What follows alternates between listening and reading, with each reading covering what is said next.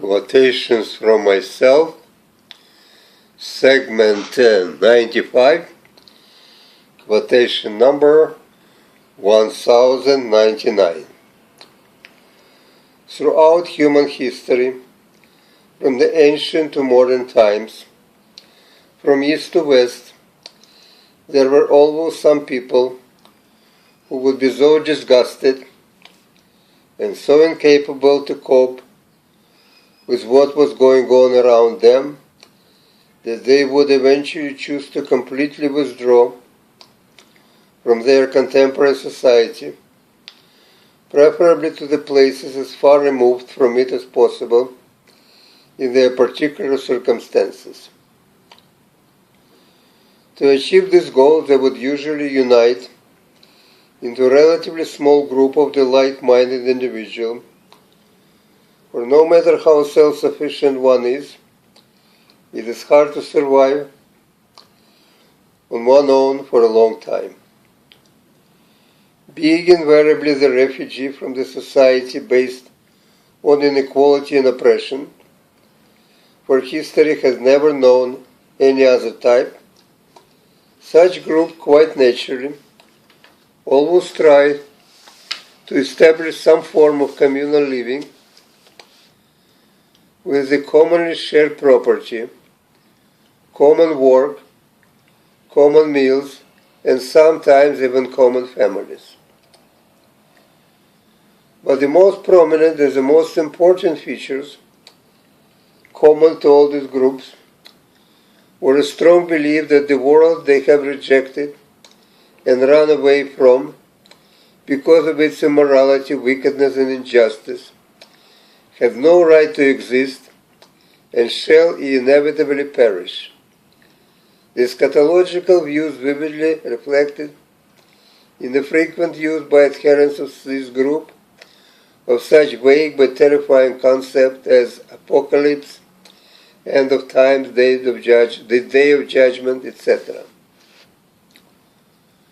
And so reassured by their religious belief in the imminent destruction of the world, they would initially settle to wait patiently for its coming, spending their time in preparation for this cataclysmic event. But since no matter how long and patient their waiting was, it had never happened, at least not on the envisioned by them grandiose scale, all this group would eventually begin to display the strong tendency for a collective suicide, and very often would act them out. For their hate of the world left behind would be so vehement that if it was not going to be destroyed, they would rather destroy themselves and through their own death to be liberated from it. Thus they almost inevitably would proceed sooner or later from separation from the world to the separation from life itself. History affords us many instances of this universal phenomenon. The most famous in ancient time is that of the splintered Jewish sect in Qumran of the Dead Sea Scroll fame, who among the other things rejected the official form of Judaism of their days and withdrew as a group to the most inhospitable part of Israel, the shore of the Dead Sea, where they led typical for such a sect communal life, waiting for the end of the world, which in their case was partially accomplished, as far as Israel was concerned, in the act of destruction by Roman legions in 73 AD of the temple and Jewish state. The early Christians on the whole could be viewed in the same light as Qumran dwellers, the reason why they are so often confounded with each other. For they also withdrew from the contemporary society, organized themselves into communes, and were waiting for impending end of the world and the second coming of Christ. The only thing that have saved them from fate of the Qumran brothers was a historical accident of Emperor Constantine, who made Christianity the official religion of Roman Empire.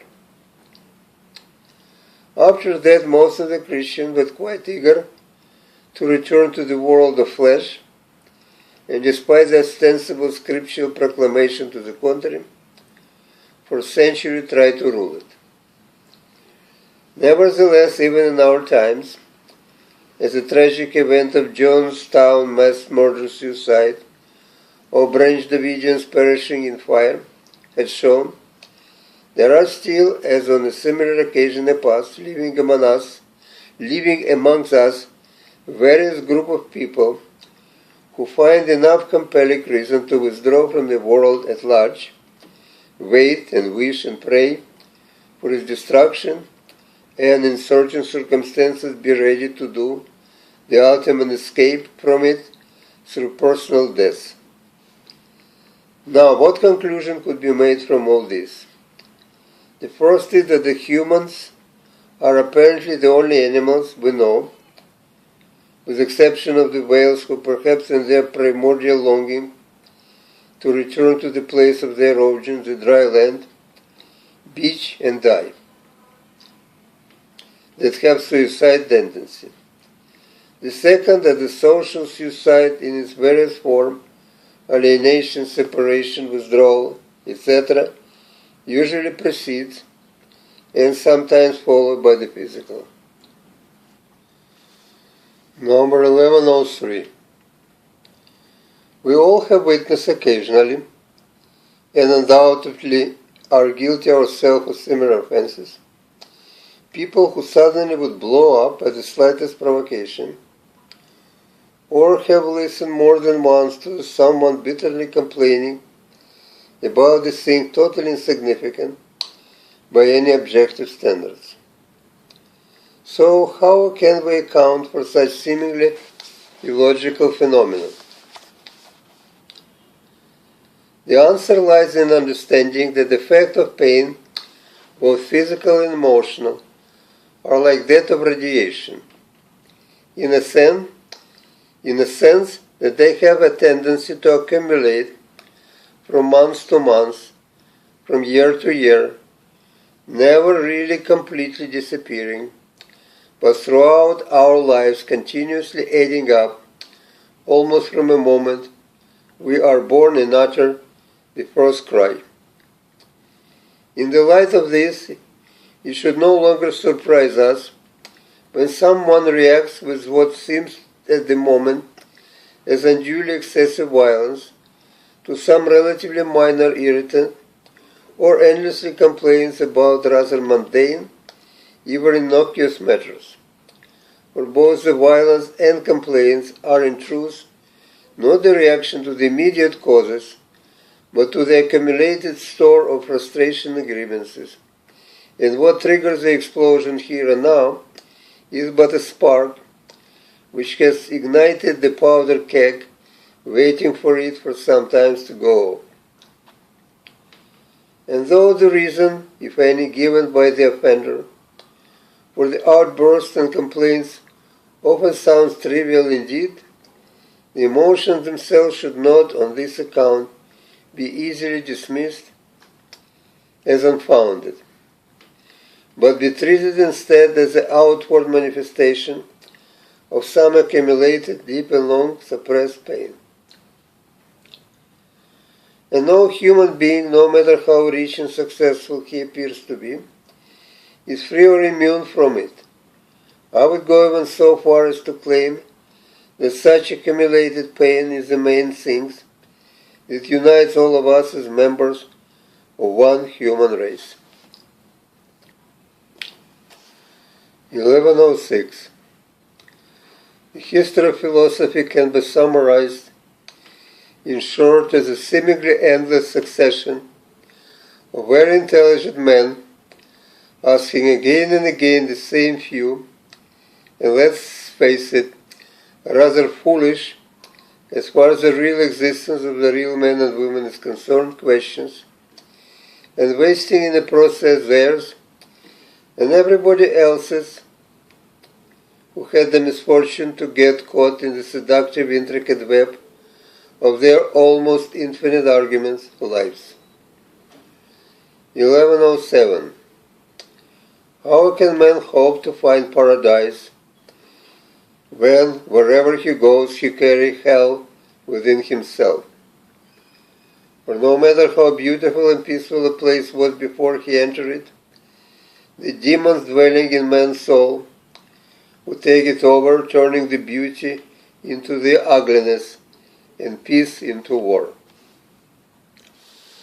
Number 1111. Where had this preposterous, contrary to everyday experience of anybody who ever lived there, notion that America had been founded by Puritans, whose rigid self-discipline and stringent and uncompromising moralism profoundly affected the American national character and still runs deeply underneath all these obvious flotsam come from? Is it because 100 of them has indeed arrived on Mayflower in the year 1620? Are they so important that their influence is so immense in comparison with millions and millions of the wretched refuse who have been coming for almost 400 years after death, and who hadn't the slightest idea about who the Puritans were and what the word Puritanism stood for? Unfortunately for those who would like to perpetuate this ridiculous myth, the simple, brutal truth is that America has always been, and still is, the cesspool of the vulgar vice, the obnoxious content of which spill increasingly all over the world.